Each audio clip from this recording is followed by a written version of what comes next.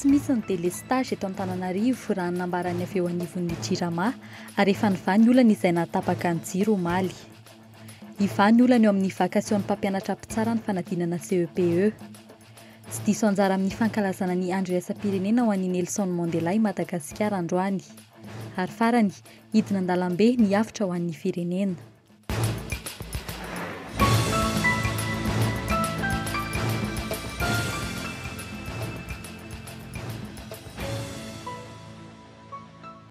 Ankafaliana trano tompoko lasy tompoko vavy ny tsidina ny tokantranonao amin'izao hariva izao. Manasana ho indray ranaraka ny fampahalalam-baovao eto amin'ny fahitalavitra KOLO TV sy ny KOLO FM hatramin'ny farany. Vaovao eo amin'ny tontolon'ny serasera, miseho amin'ny endrika rehetra ankehitriny ny fikasan'ny mpitondra anakatona ny fahitalavitra sy ny onjam-peo KOLO FM sy ny KOLO TV. Kendrena hogazana ankehitriny ny fitaovana ity fahitalavitra sy onjam-peo ity araka ny fangatahan'ny ministry ny serasera amin'ny mafilohan'ny CSCA azy. Miakatra anivon'ny Conseil d'État ny raharaha fanadihadiana vetrany. Rehefa tsy nahomby ny ezaka nanakatonana ny KOLO TV sy KOLO FM tamin'ny alalan'ny CSCA dia ady eny amin'ny tribonaly indray ankehitriny no hita ny fitondrana tetezamita fa ahafahana manidy an'ity fahitalavitra ity. Tsy vitan'izany fa kendrena hogazana hatramin'ny fitaovan'ny KOLO rehetra raha ny taratasy voarain'ny tompona ndraikitra androany maraina izay miantso ny atrehan'ny KOLO fitsarana maika rahampitso amin'ny valora sasany araka ny fangatahan'ny ministry ny serasera ary Laurent Rahajasson io ministry io amin'ny mafilohan'ny CSCA azy. Izay nanome fahazahon-dalana ho an'ny Dream TV ny taona 2014 izay niova ho KOLO tamin'ity taona 2014 ity, izany hoe ara-dalàna ny taratasy rehetra momba ny fahitalavitra KOLO ary lisansy efa nahazo alalana fa tsy hoe lisansy vaovao no ampiasain'ny KOLO ankehitriny tahaka ny hoe OTV no nivadika ho Dream In ary ny Ravinala no nivadika ho Viva tamin'ny fotoan'androny. Ny tompona ndraikitra eto anivon'ny KOLO izay manana ny pirofo rehetra ma ara-dalàna ny orinasa. Maro arak'izany no mametra-panontaniana amin'ny fihetsiky ny ministry ny serasera ankehitriny. Maro no resy lahatra fa resaka politika tsotro izao no antony ity fikasana nidin'ny KOLO ity. Ny tranga tahaka izao izay iverin'ny maro fa isany manome endrika ratsy ho an'ny fitondrana tetezamita ankehitriny. Ho fantatra raha-pitso arak'izany ny hotoy n'ity raharaha ity, ny tompona ndraikitra eto anivon'ny KOLO TV izay nilaza ihany koa fa hijoro hiaro ny orinasa mahalony izao tranga misy izao. Eo amin'ny lafin'ny fampianarana no fanekena an-tsoratra ireo mpampianatra mpitsara ny CEPE izay nanantanteraka hetsika fanairana omaly fa hitsara ireo lazadina manontolo. Nanomboka androany maraina ny fitsarana ho an'ireo foibe mpampianarana eto andrenivohitra amin'ny ankapobeny rahampitso no ivoaka ny vakasion ny taona 2024. Saika nanomboka ny fitsaran'ireo lazadina avokoa ny foibe mpanadinina rehetra eto Antananarivo renivohitra androany. Nisy ny hetsika fanairana nataon'ireo mpampianatra mpitsara ny CEPE sasatsasany omaly no ny tsy mbola nandraisan'izy ireo ny vakasion hatramin'ny taona lasa toy ny teny Tsimbazaza. Ino moa zany mba fanairana fotsiny le omaly tsy midika hoe tsy handray ny asanay zahay. Tianay ny asanay dia tianay ireo ankizy malagasy ireo satria izay reny dia ndraisinay ny andraikitra. Ino moa zany dia efa apetraka amin'ny fahendreny zareo manampahaizana tompona andraikitra ambony ao fa iny zany nataonay dia anjaran'ny zareo mieritreritra fa tsy ho tairina lava reo va hatsiaro tena hoe tsinjon'ireo mpampianatra reto. Raha ny loharanom-baovao avy any amin'ny Sisko Antananarivo renivohitra indray dia tsy mbola nisy nahara izany ireo foibe mpanadinana androany. Raha ny ho an'ny foibe mpanadinana eny Tsimbazaza manokana dia nisafidy ny tsara izany izy ireo nanomboka io maraina io ary mety haharitra 2 andro izay fitsarana izay rabe indrindra. Nanomboka le fitsarana zany izay satria nahoana tonga ny Sisko teto dia rehefa tonga teto ny Sisko dia saika hoe ho alefa any amin'ny rabe arivelo zany ny kopy rehetrarehetra. Nefa rehefa nahino an'izay moa ny olona dia niangavy tamin'izareo. Maleriva izy ny tonga teto, niangavy tamin'izareo hoe aleo ataonao eto fa vonony zahay ny anao antanteraka azy atsaka azy andavany dia rehefa vita moa zay dia natao nasiana nanao lettre d'engagement zany rehetrarehetra hoe ho tanterahana hatramin'ny farany.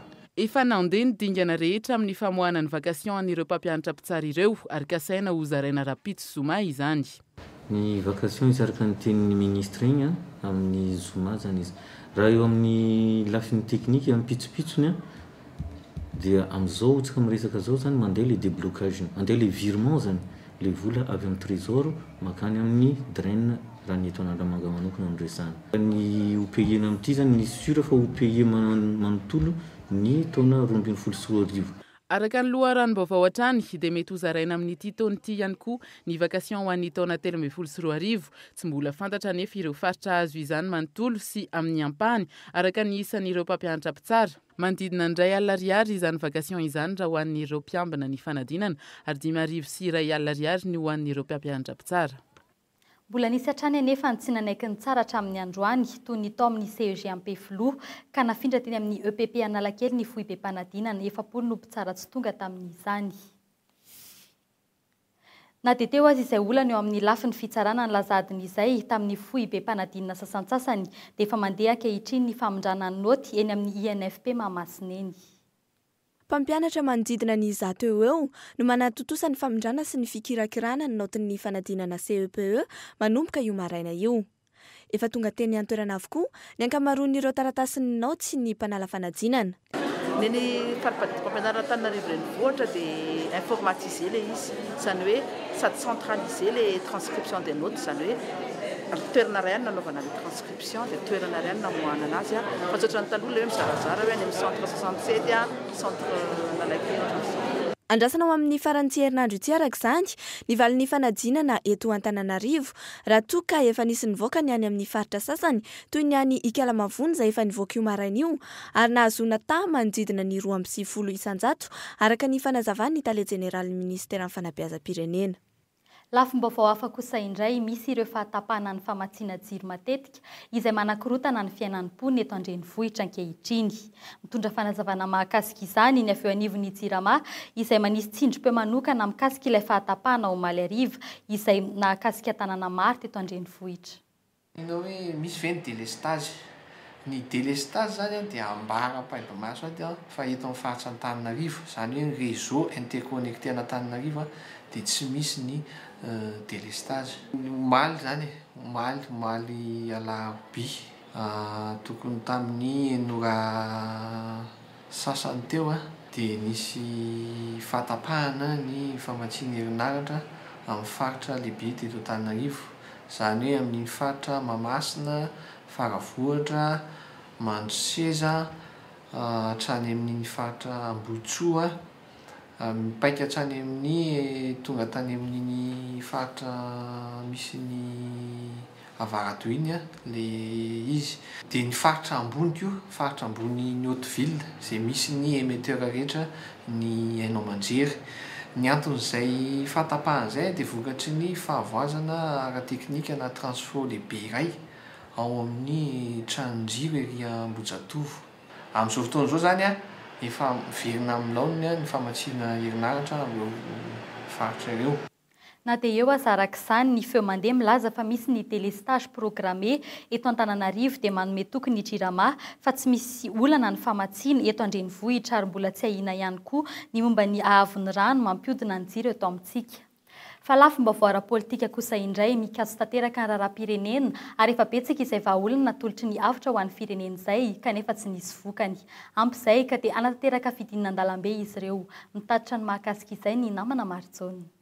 Tsy nahitambara-olana mihitsy ny hatramin'izao ny sosikevitra izay naroson'ny avotra ho an'ny firenena tamin'ny mpitondra teto amintsika ka nahatonga azy ireo ampitsahatra ny fioaram-pefy ataon'ny mpitondra ary manaitra ny sain'ny vahoaka malagasy ihany koa amin'izay lalan-kevitra politika hoentina amin'ity firenena ity. Tonga amin'ny fotoana amin'izao fotoana izao ampy izay hidina an-dalambe na hirotsaka an-dalambe ny atokavitra ho an'ny firenena manomboka amin'ny alatsinainy faharoa-ambin'ny volana Jolay ho avy izao. Ho takitsika nisy ny fifidianana amin'ny fotoana io. Ka raha ohatra moa efa hitantsika efa miziriziro mitondra amin'izao fotoana izao dia iroso hatrany amin'ny fanonganana ny atokavitra ho an'ny firenena. Izany hoe itsika zany mahita amin'ny vahoaka rehetra amin'izao fotoana izao fahasahiranana ny tebotebo maro samihafa ny anoanana izay misy ihany koa tsy fandriam-pahalemana izay misy dia ireny rehetrarehetra ny efa niara amin'ny vahoaka amin'izao fotoana izao fa dia miziriziry tsy hanao fifidianana amin'ny mpitondra. Tsy mijanona amin'ny fitakiana fa manomboka isan'andro zany mandra-pahatonga azy ny valikafatra izay avany amin'ny draro ihany koa. Nona tsy afa-miteny no misy amin'ny vahoaka malagasy eto amintsika ka mahatonga ny mpanao politika sasany anararoatra izay fahalemena izay. Nona sy menomenona aok'izany ary tena miasahirana andro manalina ny vahoaka amin'izao fotoana izao ohatra ny devarina amin'ny adisanina politika sy amin'ny zavatra izay tsy makaizany ny fitondrana amin'izao fotoana izao mifanenjiketsy mifanenjika roa fampitoretsy mifampitory roa nefa ny any vahoaka izay tompony fahefana tsy manana ny anao any ary tsy manana teny tsy manana kory ny teny ahafahany manery reo filoha-pitondrana reo izay pindrana fahefana fa tsy tompony. Mbola eo amin'izay lafiny politika izay ihany ny fifamelan-keloka sy ny fanatanterahana ny fifidiana no ahafahantsika miala amin'ireo olana setrain'ny fireneny fa indrindra fa ho an'ireo mpanao politika fanatadiany namana Maritsona. Nateo no nanao hetsika ny didipotra faobe ny teny anivo ny prôravalmanina tetsy manjakaray no nanatanterahana izy ireo izay hetsika izay. Tsy mijanona teo nefa ny resaka momba ny sosialy eto amin'ity fikambana ny prôravalmanina ity fa mivelatra ihany koa amin'ny fampatarana azy ny resaka momba ny politika ary tsy vao izao izy ireo no niantso ny mpanao politika mba ifamela sy ifankaty satria dia samy malagasy isika raha toka tombontsoa iraisana ho amin'ny fampihavanana no takina ao anatin'ny izany. Ifonanay aminareo miaramila, ifonanay aminareo mpitsara, ifonanay aminareo mpanao politika, ifonanay amin'ny aravoana fa zahay dia vahoaka malagasy dia miteny hoe oka re zay ny ady la politika ary nandehanany any amin'ny Ambotsirohatra dia mangataka tanteraka n'le hoe oka zalahy zay miady la politika ny fandroitana an'ity satria zao ny fandroitantsika n'ity fitondrany ity ange dia ny manimba ny firenetsika ary idiran'ny zao tafiditra lalana tanteraka zao zika raha ohatra ka mba niainona ihany zareo tao dia mino fa tsy ohatr' zao no fandian-javatra satria io kady io dia miteny manome n'io kady io dia ny 95 dia manome an'le 14 9 plus 5 est égal koa zany hoe sotoavina amin'ny lalana ozy manome an'ny daty ary ny manaraka ny fampihavanana ozy mipetraka fahavalo dia milatsaka ny andro dia ny fahatelo milatsaka volana ozy miteny fa 32 io dia milatsaka ary ndrozy izy iny le hoe voaka amin'ny lalantsika rehefa vitatsika izay zavatra rehetrarehetra zay. Mitombona ihany koa sy matipaika ny kady ho fambafantarana ny teteandrom-pifidianana hatreto aloha raha ho an'ny prôravalmanana ary efa vitan'izy ireo ny makasika izany. Eo amin'ny lafiny toe-karena kosa marefo ny orinasa tsy miankina eto amintsika noho ny krizy. Raha ny 20,900 amin'ny tany lavitra andrina no nahazo tombony tamin'ny fanampiana hoentin'ny sampandrara Amerikanina misana ny fampandrosoana iraisam-pirenena nandritry ny 7 taona. Ny ambony kosa dia nitady hevitra ampandrosatra ny orinasany. Isan'ny misedra ny krizy ny orinasany Tadafara eto 67 hektara. Mahafantatafara ny fanomboana ny fitantanana ny orinasany tao anatin'ny krizy. Roton izay izy no nanomboka ny tantanan'ny orinasam-pianakaviana izay mifandray amin'ny fanamboarana ny kojakoja tokantrano mandeha amin'ny herinaratra eto 67 hektara. Samy mitady izay ho an'ny isan'andro ny vahoaka tahaka ny Tadafara.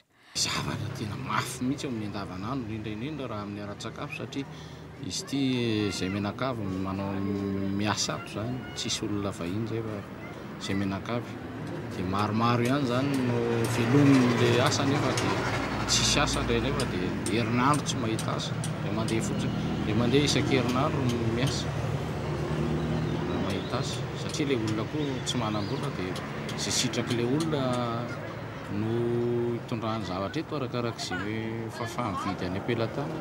Manana fanantenana amin'ny fampandrosoana ny Madagasikara ny tale jeneraly sampandrara Amerikanina misahana ny fampandrosoana iraisam-pirenena Rodolphe Thomas. Ary rehefa taona sy tapany isanty eto amintsika izay 20,900 amin'ny tany lavitra andrina no nahazo tombony amin'ny tetika asa USAID. Je crois que c'est important pour Madagascar de renforcer ses liens avec la communauté internationale. Pour moi, c'est une bonne et proche collaboration avec la communauté internationale est vraiment la clé pour faire avancer le pays. On ne peut pas faire avancer le pays sans une bonne collaboration avec la communauté internationale. C'est là où on trouve les finances, on trouve le savoir-faire, la technologie et beaucoup de choses qui peuvent aider le pays à avancer. Mitetina 570 tapitrisa dollara isan-taona ny teti-bola ny tetika asa ka miantefa amin'ny fahasalama-bahoaka ny fanampiana ara-tsakafo amin'ny faritra marefo izany. Trangam-piarahamonina iray kosa no anohizantsika ity fampalalam-baovao ity. Zazalahy kely iray antsoina hoe tsy lavina no hita teny Anosy Atsinana no omaly maraina. Nalemika tsy hafa nandeha intsony. Natsoina avy hatrany ireo mpamonjy voina nitondra azy teny amin'ny hôpitaly be Felantanana izay noraisin'ny fiahina ara-tsosialin'ny hôpitaly Antanana ka fantatra fa arerahana sy anoanana no nahazo azy. Dia eo koa zany ny zavatra anankiray hita sy tsapa tamin'ilay zaza dia misy voadona ara-moraly goavana izy. Hita zany hoe mikombokombona kokoa izy zany ary tena mampalahelo. Ny zavatra tiana hanairana zany dia miala avy any Ambovombe naketo Antananarivo izy no nitsoaka. Nisy fiantraikany be dia be zay eo amin'ny fiarahamonina ary zavatra tiana eo ampitaina dia aorian'izao rehetra zao zany dia marotra ho ataonay dia hijery an'ilay izy araky ny lalàna zay satria ny zazandra misy ny zavatra mahazo zaza dia tsy maintsy misy ka anantona amin'ny polisy ny zaza tsy ampy taona zay rehefa sitrana soamantsara izy ary eo ihany koa zay miantso ny mpiarabelona mba samy ho tonga saina hijery ny atao hoe tontolon'ny zaza. Fantatra moa fa nisaraka ny iray aman-dreny tsy lavina ka hamonjy ny reniny antsoina hoe ny Irina no nahatongavany teto an-drenivohitra. Iroso amin'ny fitadiavan'io reniny io araka izany ny afary malagasy aorian'ny fanatonana ny polisy misahana ny zaza tsy ampy taona. Areti-maso hita nandritra izay fisahana maimaim-poana nataon'ny komina Antananarivo renivohitra izay ny Terzion manazava ny mpitsabo maso iray. Betsaka zany ny antony mety mahatonga an'ireny, mety misy maso voadona, aretina, rerahana, arakaraka le asa natao mihitsy koa zany ny san'le maso. Betsaka ny olona nitratra an'ireny. Io zany arakaraka ny olona eo. Sasany toa dia malailay, sasany zany ohatra hoe mamaty vato zany, mamaspasika, tsotrotra maso. Izy vao manomboka izy zany tsara tonga dia manatona dia hita ny anaovana azy fa ny rangahy izy efa mahazo an'le boribory maintimainty amin'ny maso iny zany izy dia tsy maintsy tonga dia mandalo fitsaboana manokana. Inona no stady farany indrindra amin'izy iny rehefa tena grave le izy? Takona tanteraka io fotsifotsy le amin'ny maso iny tonga dia manakona tanteraka an'le maso. Dia mahazo ny centre optique dia normal zany tsy mahita le olo. Betsaka ny voan'ny misy indrindra ny ambanivohitra. dia ohatrany ahoana ny sarany fitsaboana? Arakaraka io fa manatona any amin'ny hôpitaly zany tsy maintsy manatona any amin'ny foibe dia efa misy tompona raiky tsy manokana mikarakara an'ireny dia any izy ny tsara manatona. Miadana dia miadana ny fivoaran'io aretina io ary miovaova arakaraka ny olona tsirairay izany. Mila mailo araka izany ny tsirairay mba hisoroana ny mety ho fivoaran'ny aretina. Latsaky ny 80 taona ny faharetam-pahaveloman'ny malagasy, 720 isaky ny arivo kosa ny tany fahafatesan'ny zazalatsaky ny 5 taona. Olana goavana ao anatin'izany dia ny tsy fahampian'ny fandraisana an-tanana ny sehatry ny fahasalamana. Latsaky ny 1,170 firenena ihany no natokana ho an'ny fahasalamana. Mba ho famahana ny olan'ireo mpony eto an-drenivohitra dia manolotra andro hikarakarana maimaim-poana ny fahasalamam-bahoaka ny komina Antananarivo ary amin'ity taona ity dia nanomboka androany izany ary farana rahampitso. Tobi-pahasalamana 4 no mandray izany dia ny Toby Andravoangy, ny Etsinamotana, Eny Volosarika ary ny etsy amin'ny PMH Isotry. Ny fijerena ny diabeta, ny areti-maso ary ny fahasalaman'ny nify sy ny ativava no atao amin'izany. Ireo aretin'ireo dia matetika mpahazon'ny mponina nefa tsy mahataitra loatra ny olona ny hamonjy mpitsabo amin'izany. Nivoaka tamin'ny fomba ofisialy io ariva io tetsy amin'ny kiosque Ortana tetsy Antananareny ilay taxiboky izay natota ny antokondrahara misahana ny fitaterana antanety na ny ATT. Izy io dia mirakitra ireo zotra rehetra mandalo sy miainga ary miasa eto Antananarivo ary natao indrindra namora ny fampiasan'ireo olona maherin'ny ray tapitrisa ny fitateram-bahoaka. Ao ihany koa ny ahitana ireo torohevitra isan-karazany sy ireo volalora sendra manao fandikana lalàna. Manomboka rahampitso dia azo jifaina eny anivon'ny tobin-tsolika ny guichet-ny Ortana etsy Antananareny ary amin'ny fitoerana fivarotam-boky manerana Antananarivo ity boky kely miisa 100 pejy ity. Tsy mitsanga menatra isika malagasy raha ny lalana vita ny makina nandritry ny fiadiana ny tompon-dakan'ny Afrika 724. Mendrika tosika raha ny laharana fahatelo izay nisy ekipa malagasy tamin'ny lalao goavaniny ary izay indrindra no nanolorana Andriamatoa Ndimby Arsoa solon'irina José fanomezana ho azy ireo androany. Fanadihadiana Inalo Sosombiniana.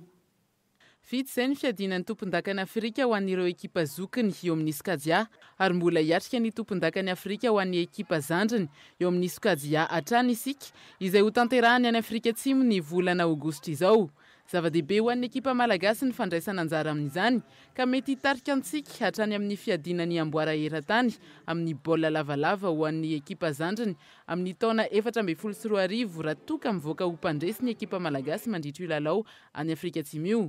Izany indrindra no antony mila nomezana tosika ireo ekipa malagasy Natsapy izay ny mpandrara iray ndimby ary sosolo ny Irina José fantatry ny maro amin'ny anarana hoe José kely izay nanolotra lela vola mitetina ray tapitrisa ariary ho an'ireo ekipany Maki androany. Entiny indrindra ampirisihana ny mpilalao malagasy mba hivoatra trany ary koa ny metosika ny fanatanjahantena indrindra fa ny baolina lavalava izay hita fa mampiavaka ny malagasy. Lanonana tsotsotra no nentina nanamariana izany tetsy andrefana ambozanahary ary nanolotra fanomezana kely ihany koa ity ekipa ity ho fatsiarovana. Nampahafantarina androany tao amin'ny NFP Mahamasina fa ny faritra Vakina Karatra no andray ny andiany fahasivy amin'ny fanana nasionaly amin'ny fanatanjahantena an-tsekoly. Ho tanterahana ny fahafito ka hatramin'ny 15 ny volana septambra ho avy izao any Antsirabe izy io ary nampitondrany ny anarana hoe Tamapo. Miisa 270 sy 530 ireo mpandray anjara ary ny 5 kosa ireo taranjy fanana dia ny taranja fototra atletisme, ny basketball, ny handball, ny football ary ny volleyball izay ho tanterahana amina kianja miisa 7 samihafa. Mandritry ny 7 andro anatanterahana lalao dia isy ny fifanakalozana ara-kolontsaina eo amin'ireo mpianatra avy amin'ny faritra 2020 manerana ny Madagasikara. Tsy ahivina fa ny faritra Sava no nandray ny andiany farany tamin'ity fanatanjahantena an-tsekoly ity ny taona lasa teo. Androany kosa no andro iraisam-pirenena natokana ho an'i Nelson Mandela. Ndeo arahintsika ary ny mahakasika ity lehilahy iray manan-tantara indrindra fa ho an'ny mponina ao Afrika Atsimo. Ny 17 Jolay fankalazana ny tsingeritaona nahaterahany no tapaka nanomboka ny taona 2004 fatao andro iraisam-pirenena ho an'i Nelson Mandela antsoina ihany koa hoe Madiba. Ny ady amin'ny fanavakavahambolon-koditra na ny apartheid no tena nahafantaran'ny maro azy. Izay indrindra no antony nisamborana azy ny taona 2017 ka nahavoaheloka azy higadra mandra-pahafaty. Vao maika ny antomba nefa ny fihetseham-bahoaka ny trotra nanohitra ny fanavakavahambolon-koditra. Ny taona 2017 no nivoaka ny fonjy Nelson Mandela ary nandray ny Prix Nobel de la Paix ny taona 2017. Voahositra ho filoha afrikana tatsimo voalohany voafidy tamin'ny fomba demokratika ihany koa izy ary filoha mainty hoditra voalohany ihany koa ny taona 2017 ka hatramin'ny 2017. Raha tokony hankalaza ny faha 5 taonan'izy androany dia marary mafy any amin'ny hôpitalin'ny Pretoria noho ny aretin'ny taovam-pisefoana izay taketra ny tuberculose nahazo azy tany am-ponja ary efa fandiminy izy zao nahiditra hôpitaly tamin'ity taona ity. Maro ireo manantena ny fahasitranany tsy ny mponina Afrika Atsimo ihany izay mitondra mbavaka azy fa ny maneran-tany mihitsy satria dia mahatehitera ny zava-bitany.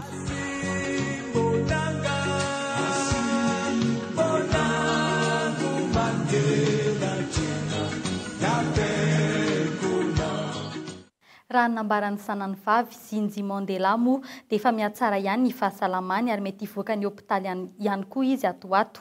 Tsy nanadino izany fankalazana izany ihany koa ny tao Afrika Atsimo. Maro ireo nandefa firarintsoa ho an'ny fianakaviany. Tsy diso anjara tamin'ny fankalazana izany koa nefa ny teto Madagasikara satria tena namarika ny sain'ny vahoaka maneran-tany ny fisoloan'ny vaika ny tena no an'ny filaminany, ny fandriampahalemana ary ny fahalalahana. Fanadihadiana avy hatrany. Fanontelo izao no nankalazana ny andro iraisam-pirenena natokana ho an'i Nelson Mandela ao anatin'ny lohahevitra hoe mandraisandraikitra ka tsao ny fanovana. Fiaraha-miasan'ny masoivo afrikanina atsimo sy ny firenena mikambana ny nahafahana nantanteraka hetsika mahakasika ny fiainany sy ireo asa nataony. Fotoam-pankalazana ny androandroany, andron'ny Mandela.